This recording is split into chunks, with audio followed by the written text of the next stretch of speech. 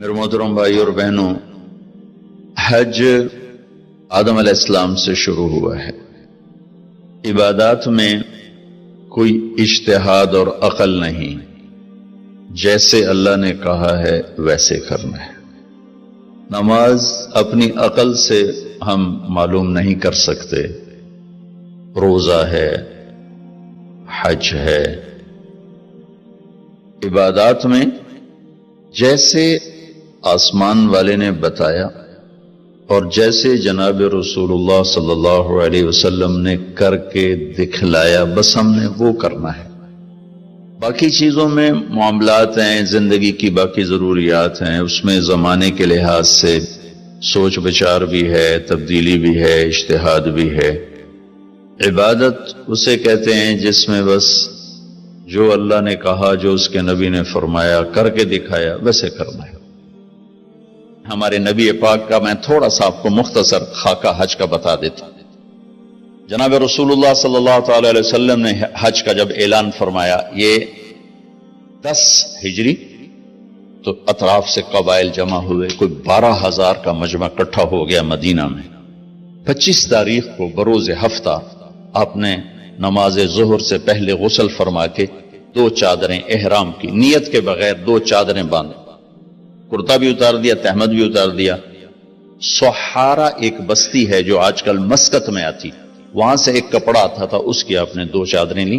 پھر آپ نے ظہر کی نماز کے بعد اپنے پورے قافلے کو لیا، ذوالحلیفہ جس کو آج کل ابیار علی کہتے ہیں، یہاں آپ نے آ کر قیام فرمایا، اور عصر، مغرب، عشاء اور فجر اور ظہر 5 نمازیں آپ نے یہاں ادا فرمائیں۔ آپ گزر رہے تھے کہ جبریل ہے کہ یا رسول اللہ، اللہ فرما رہے ہیں یہ پاک وادی ہے، یہاں آپ قیام فرمائیں۔ ایک رات کی قیام کے بعد صبح آپ نے فجر کی نماز کے بعد غسل فرمایا، خوشبو لگائی، اپنے بالوں کو تیل لگایا، پھر شہد لگایا۔ شہد گوند کا کام دیتا ہے، چونکہ اب ننگے سر جانا تھا تو بال بڑے تھے، آپ کے شانوں تک آئے ہوئے تھے، تو آپ نے ان کو شہد لگا کے نا وہ جوڑ دیا، آپس میں جوڑ دیا۔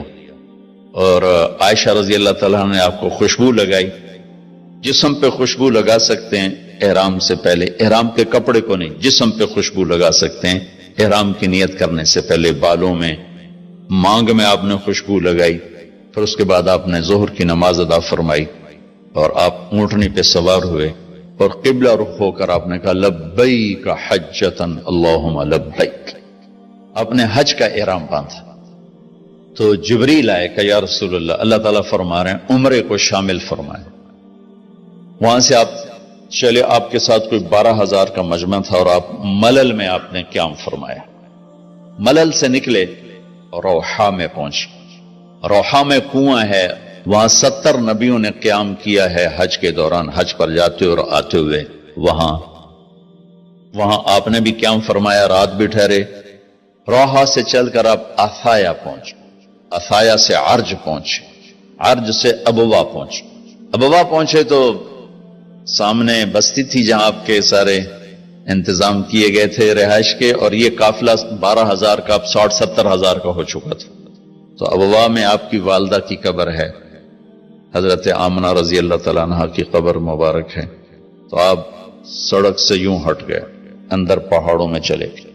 اکثر مجمع تو نیا تھا، انہیں نہیں سمجھ میں آیا کہ اللہ کے نبی اندر کہاں جا رہے ہیں۔ چندے کو پتا تھا کہ آپ کہاں جا رہے ہیں، تو آپ چلتے چلتے چلتے چلتے چلتے ایک جگہ آپ نے اونٹنی کو بٹھایا، کوئی وہ 70-80 فٹ اونچا پہاڑ ہے، تو وہاں سے آپ اوپر چڑھے۔ یہ اپریل کا مہینہ تھا اور ماں کی قبر کے سرانے تشریف لائے، اور یوں آپ نے گھٹنے اٹھائے اور ہاتھ یہاں رکھے اور سر یہاں لیا، یہ پوزیشن بنائی جیسے چھوٹے بچے بناتے، اور پھر جوں سرہانے بیٹھ کے رونا شروع کیا۔ صدمہ تو چند دنوں بعد بھول جاتا، میں اب اپنی ماں کے یاد میں رونا بھی چاہوں تو رونا نہیں آتا، اپنے باپ کی یاد میں رونا بھی چاہوں تو رونا نہیں آتا۔ اور میرے نبی کو 57 برس گزر چکے تھے ماں کے گئے ہوئے، تو وہ 57 سال پرانا درد ابھی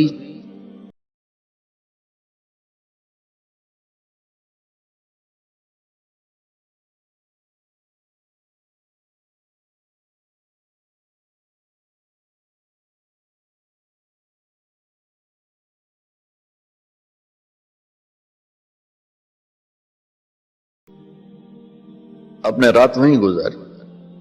کیا رات تھی. ابواس سے چلے تو آپ عصفان پہنچے. عصفان تھے تو آپ نے کہا ابوبکر یہ کون سی جگہ ہے؟ کہا جو عصفان.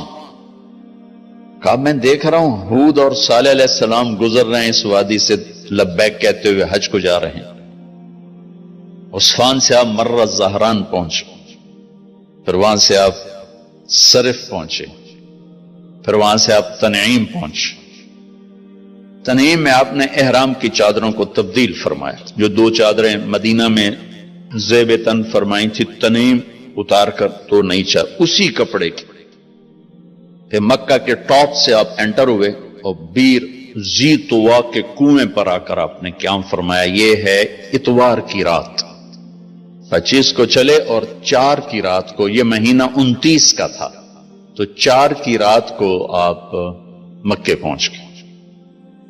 اتوار کو صبح آپ نے غسل کیا، خالی پانی بہایا اور عمرہ کے لیے تشریف لے گئے.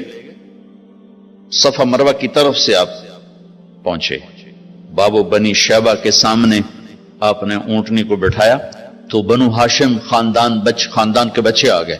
ان سب کو ملے، کئیوں کو اونٹنی پہ بٹھا لیا، کئیوں کو پیار کیا، گلے لگایا. پھر ان سب سے ہو کر بابو بنی شیبہ، یہ بابو بنی عبد مناف تھا، آپ کے خاندان کا دروازہ تھا، اس سے آپ انٹر ہوئے. اور جب آپ فارغ ہوئے تو بابو بنی مخزوم سے آپ باہر نکلے. آپ نے جاتے ہی حجر اسود کا بوسہ لیا، پھر سجدہ کیا، پھر بوسہ لیا، پھر سجدہ کیا، پھر بوسہ لیا، پھر سجدہ کیا. پھر آپ رونے لگے.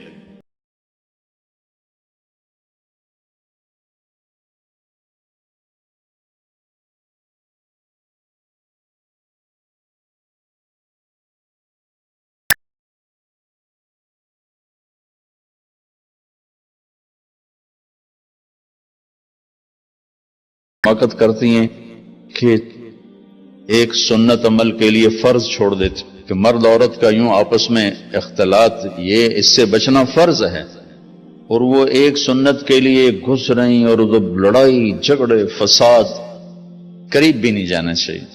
اللہ کے نبی نے استلام کیا، جب رش ہو گیا تو آپ کے پاس ایک لکڑی تھی، وہ دور سے یوں لکڑی کو لگا کر اور اس کا بوسہ لے لے. پہلا آپ نے بوسہ لیا، اس کے بعد رش ہو گیا تو پھر آپ نے ہر دفعہ بوسہ میں ایک دفعہ بوسہ لیا. اس کے بعد آپ کے پاس ایک لکڑی تھی، اس لکڑی کو آپ یوں چھوتے تھے اور حجر اسود کو اور اس کا بوسہ لے لیتے تھے.